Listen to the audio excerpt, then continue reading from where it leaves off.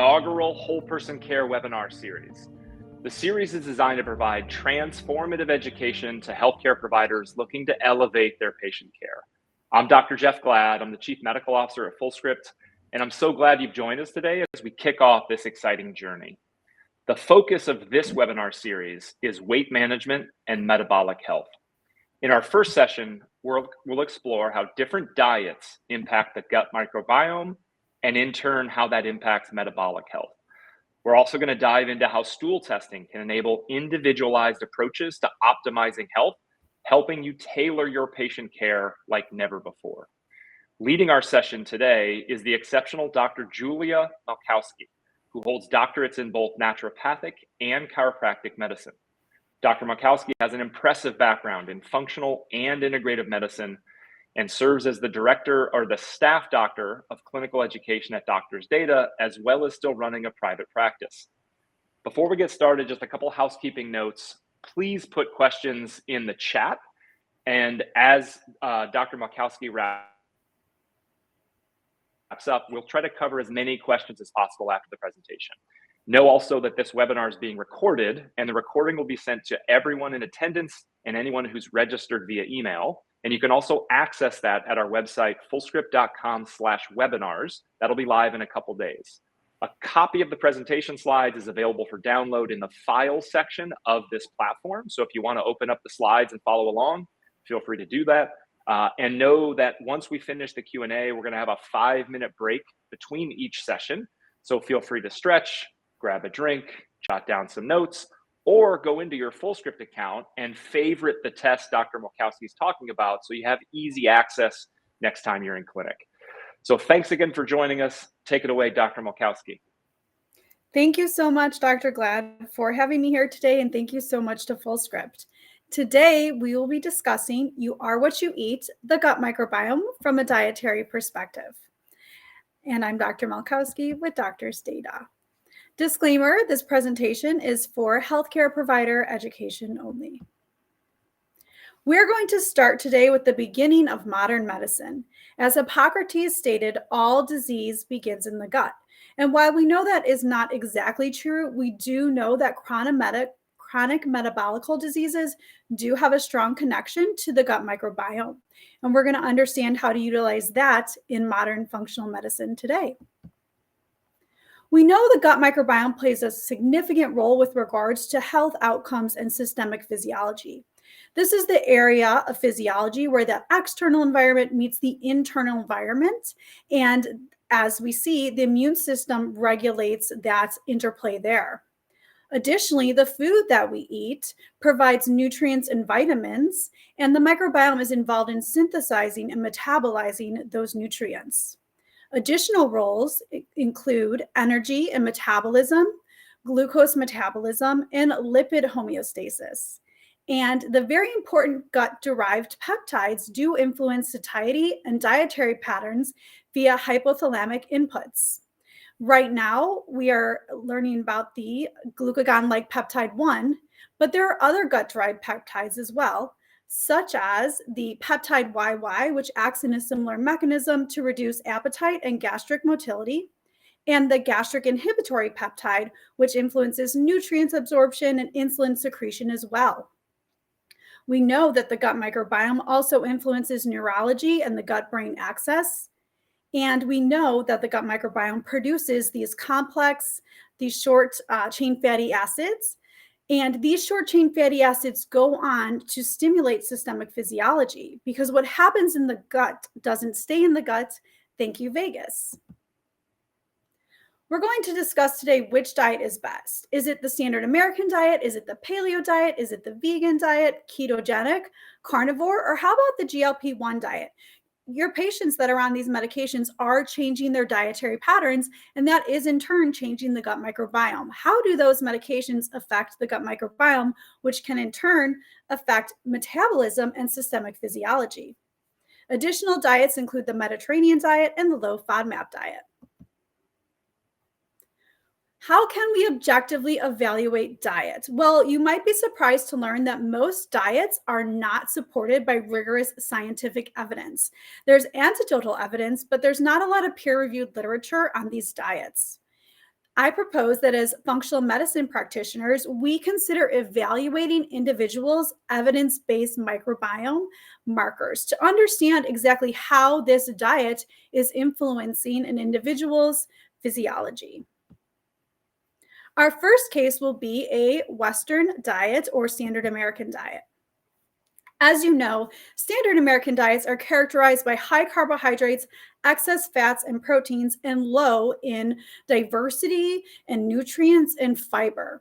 This certainly implicates the microbiome, as this has been associated with decreased gut microbiome diversity. Additionally, these diets are associated with chronic non-communicable diseases, which are a leading cause of mortality worldwide. This is included but not limited to obesity, diabetes, cancer, asthma, allergies, and autoimmunity.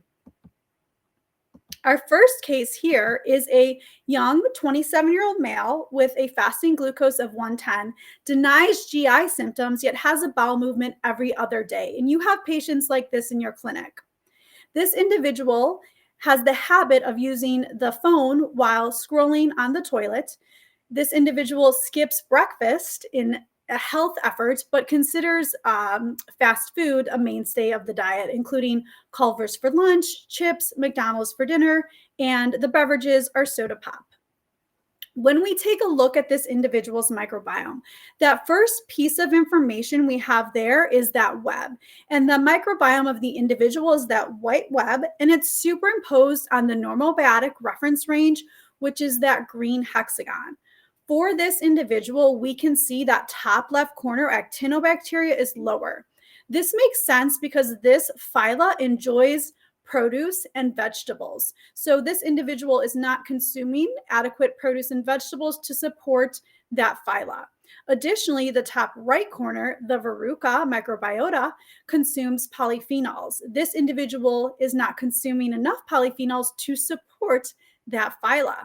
Conversely, we can see the bottom right corner, the proteobacteria, is elevated because this web is skewed toward that corner.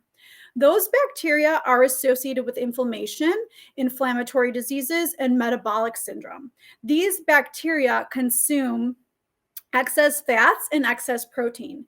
So the diet is really feeding those inflammatory bacteria. Additional biomarkers include the dysbiosis index and the diversity score.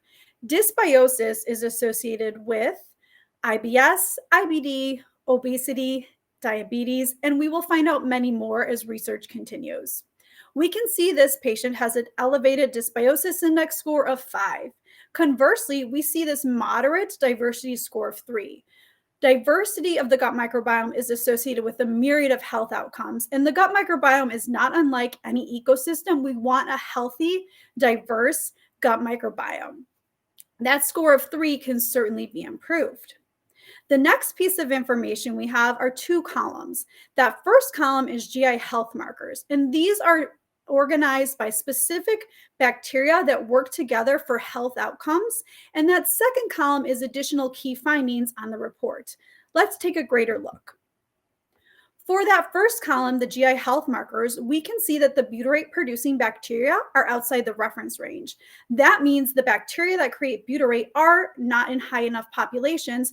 Therefore, the individual is at risk for low butyrate and subsequent colonic inflammation. Those gut barrier bacteria are outside the reference range as well. Therefore, the individual is at risk for compromised mucosal barrier integrity, which can lead to intestinal permeability and subsequent pathogenesis. There are systemic health outcomes associated with intestinal permeability, such as obesity. Additionally, the gut intestinal health marker is outside the reference interval, and that is that healthy bacteria, that fecal bacterium Proteinaceae, that very anti-inflammatory bacteria is too low. So the patient is at risk for inflammation in the colon.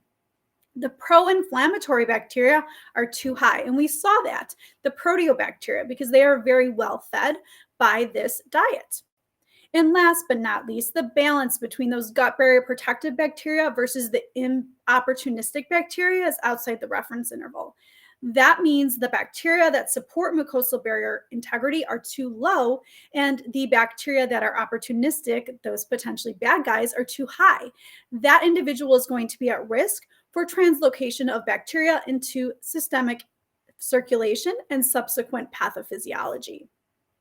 Additionally, additional key findings show us that acetate is too high. And as we will see, this patient is feeding bacteria that produce acetate instead of propionate, and this is associated with the standard American diet. We also see that the pH is low, and this is associated with an acidic colon.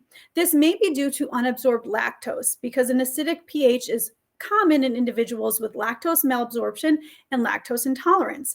As we know, dairy is a mainstay of the standard American diet.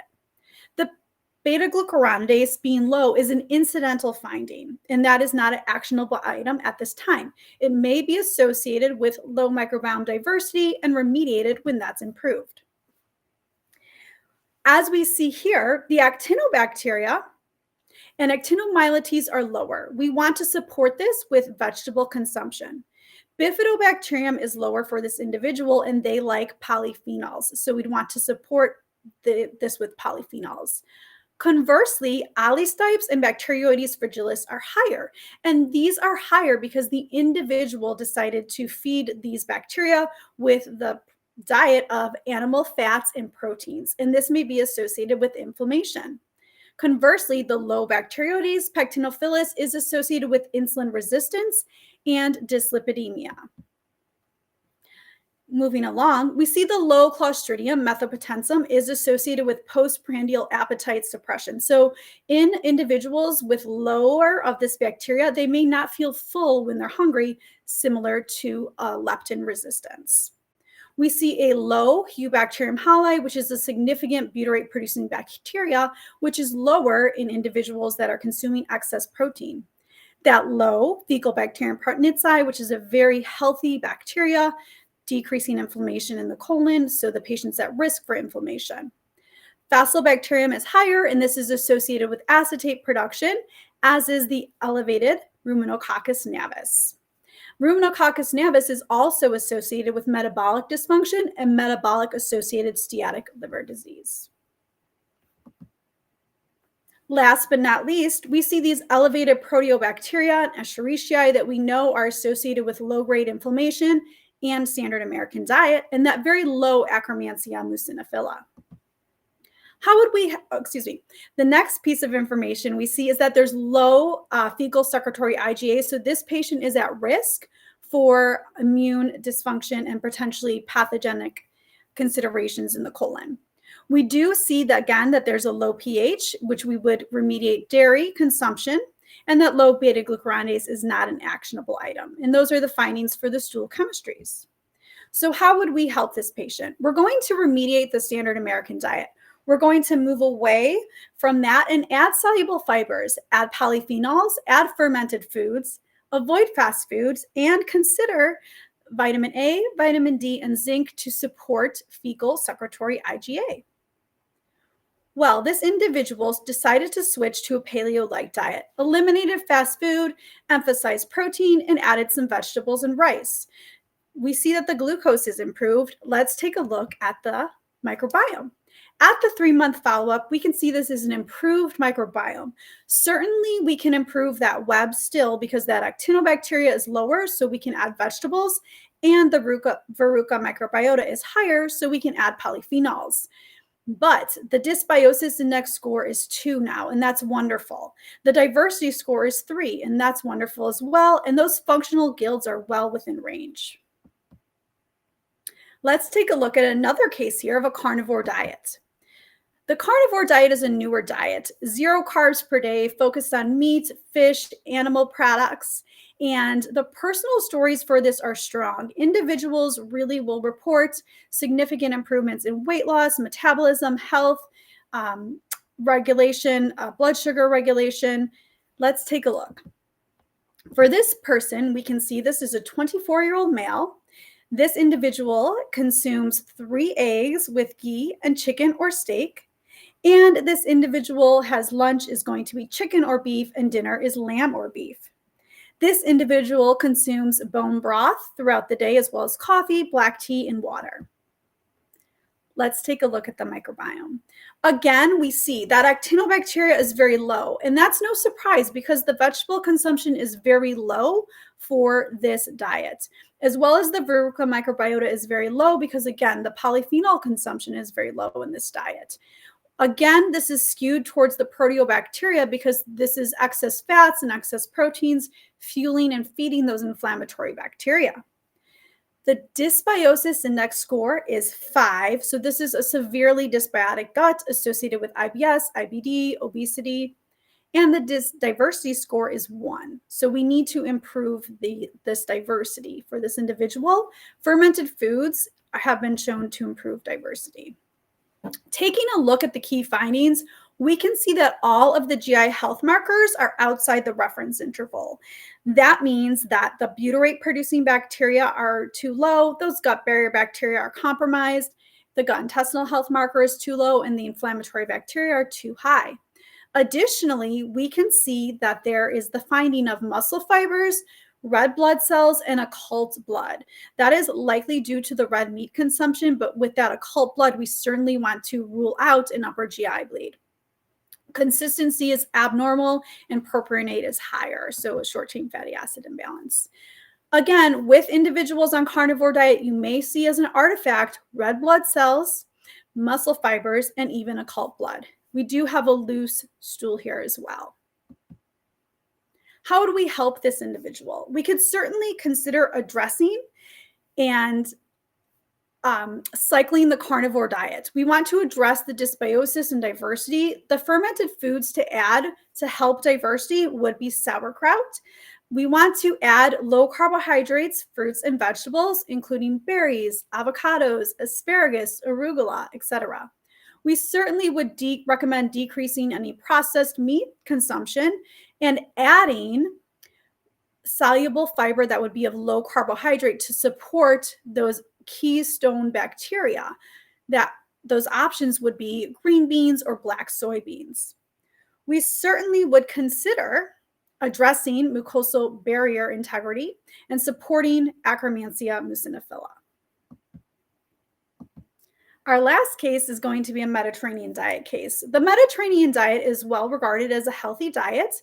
This includes an emphasis on fruits and vegetables and grains. We have fruit as dessert and emphasis on fish as opposed to red meat. Benefits have been proven with regards to cardiovascular disease, diabetes mellitus, obesity, and dyslipidemia. For our third case, this is a 47-year-old female, and she consumes for breakfast eggs with greens over olive oil. Her snack is hummus and raw veggies. For lunch, she has salmon with cooked veggies. For dinner, chicken with chickpeas. Beverages include tea, water, occasional red wine, 1 to 2 bowel movements per day. Forms denies straining, gas, bloating. Let's take a look at this microbiome here. What we see is a healthy microbiome. We see that hexagonal shape and beautiful distribution amongst the phyla. We also see the dysbiosis index is 2, which is very healthy, and the diversity score is 4, which is very healthy, and that makes sense. Additionally, the GI health markers are within reference interval, and there are no additional key findings. When we take a look at the Mediterranean diet food pyramid and we consider the components of the gut microbiome, we see that there's a foundational piece here that within that diet that supports the microbiome. Fruits and vegetables provide soluble and insoluble fiber as well as polyphenols. Beans and legumes are a significant source of soluble fiber supporting the microbiome. Olive oil as well supports the gut microbiome.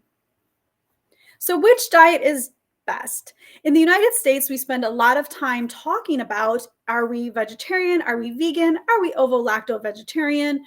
And maybe that's a secondary consideration. When we're talking about the gut microbiome and diet, the key components are beans, greens, and berries. Beans for fiber, greens for fiber and produce, as well as polyphenols for berries. Meat consideration may be secondary. A note here about olive oil, because olive oil significantly confers health benefits to the gut microbiome and systemic physiology. Olive oil has been shown to increase gut microbiome diversity and support butyrate producing bacteria, as well as potentially decreasing colonic inflammation. This has been shown to improve lipid metabolism, insulin resistance, and hypertension. The recommended intake is, per the Mediterranean diet, 1/2 cup per day. And there is an idea that the olive oil has such significant health conferring benefits that this may be the smoking gun in the Mediterranean diet, and that it is really responsible for those health conferring benefits of that diet. Again, polyphenols are very important. Polyphenols, there is no recommended daily intake, but 1 to 2 grams per day has been associated with chronic disease prevention.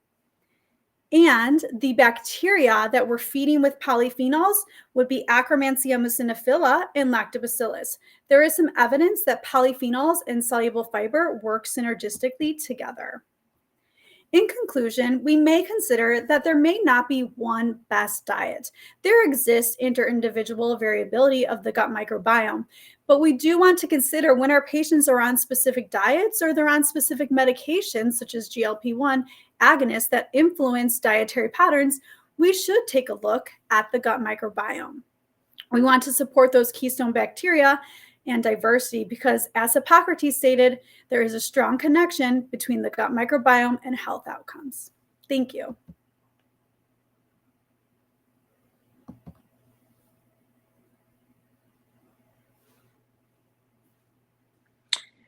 Excellent. Thank you so much, Dr. Malkowski. That was great. We've had a couple questions come in the chat. So the first question is, would you consider adding Saccharomyces boulardii to assist with secretory IgA production? Yep, that's fine. And on some stool tests that do culture yeast, you may see that cultured. And if you are using that for therapeutic purposes for your patient, just be aware that you may have that result on the report. Excellent. Next question was I think it was the second case study that was the carnivore diet patient. Was there a follow-up stool test? And they asked, if so, what did that show? Yeah, and for that one, I do not have a follow-up stool test. I wish I did. That would be a good thing to show. But certainly, carnivore individuals are very motivated for dietary change, and we can help them as functional medicine providers taking a look at the microbiome on those diets. Yeah. Yeah, and so I have a question just regarding kind of follow-up assessment. I mean, do you sort of have a standard, is it, you mentioned 3 months, I think, in case one. I mean, what's your feeling on the ideal time to repeat that when you're working with, dietary change and supplemental recommendations with patients? Yeah, absolutely. Good question. 3 months is an excellent time. Patient compliance really does make a difference. The microbiome can change in as little as 24 hours, but really 3 months is a good time to get a steady homeostatic stasis. Yes. All right, now all the questions are rolling in. Do you have a guide of sorts with the different microbes and dietary considerations for each? Yes, we do. So that is available at the website www.gi360.com. That is our resource guide. Got it. I'll take this one. I don't see any type of stool testing available in FullScript. So if you're in the labs section of the catalog in FullScript and you search doctor's data, you'll see the exact test Dr. Malkowski's talking about. What if a patient on a carnivore diet is not having any symptoms? How long can they be on a carnivore diet? Yeah, that's a great question. I know that sometimes you hit a nerve when you talk about specific diets, and the carnivore diets under that category. So I can tell you, I have seen of the reports I've seen, I've probably seen one healthy report on a carnivore diet, and that was a patient that was living on a farm, and they were controlling all of their food source, including the meat. Of the other patients I've seen on carnivore diets, there is dysbiosis, and again, it's because they're not feeding their gut microbiomes. So again, potentially cycling that is going to remedy the gut microbiome dysbiosis. But again, you will see patients that are using the microbiome diet to treat their IBS or their IBD. So then it gets very layered about what's going on with the gut microbiome. Yeah. That's great. No, that's incredibly helpful. So I had one more here that I thought was interesting. Do you see microbiome changes with patients on pharmaceutical GLP-1s? Good question. So I would say that depends on how the patient is eating. So I have seen very healthy microbiomes, and I have seen conversely terribly dysbiotic microbiomes, and it really depends what that patient is eating when they're on that medication. Yeah. Got it. This is a good one. I'm keep adding questions here because they're really, really good. So keep them coming. If a patient is taking probiotics and or digestive enzymes during the test, how much does that skew the results in terms of accuracy? Yeah, good question. So it's simply a matter of mechanism of action. So the probiotics should influence the microbiome in a positive way. And so you should see that on the report. If you want to see that, you can test your patient on the probiotic. If you want to see the intrinsic microbiome, give it 2 weeks off that probiotic, and then you can see intrinsically what's occurring in the microbiome. So similarly with digestive enzymes, and it's really what data you'd want to gather from your patient. Excellent. And how about the ketogenic diet and the microbiome and effects you've seen and thoughts on that? The ketogenic diet I've seen fairly similar to these other diets, such as carnivore and even, unfortunately, standard American diets, because of the lack of produce and the emphasis on fats and proteins. There's certainly a way to do these diets healthy. As you saw, there's certainly low carbohydrate soluble fiber options. And I would certainly recommend adding those. That's definitely something to test your patient on the microbiome. For the ketogenic diet, I've had patients add low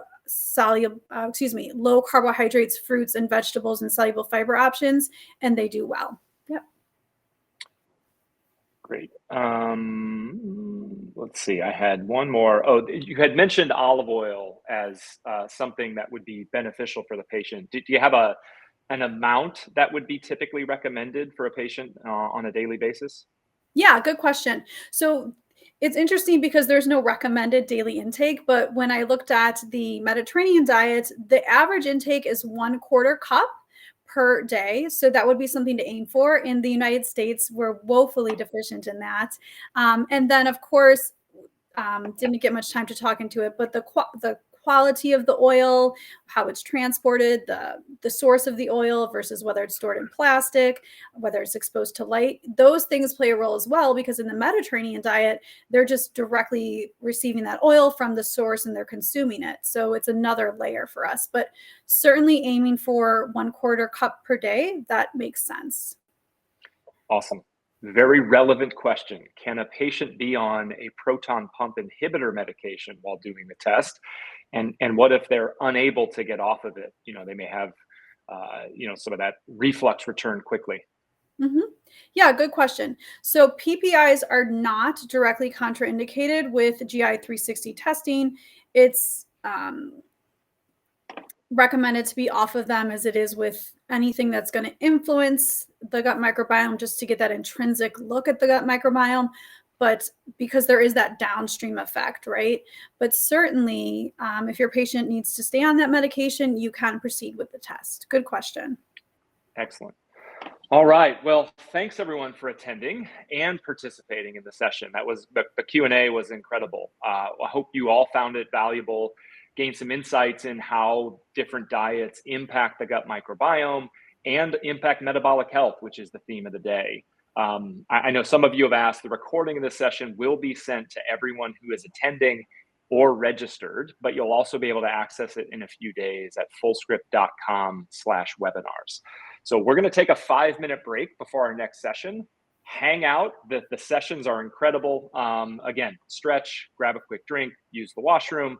Encourage you to jump into this next session, harnessing the gut microbiome and GLP-1 for metabolic health. It's Pendulum's Chief Medical Officer, Dr. Adam Perlman. He's incredible, great presenter. And so that'll be a great follow-up to what we've already covered today. So hope to see you over there in the other session. Thanks, Dr. Makowski. Thank you.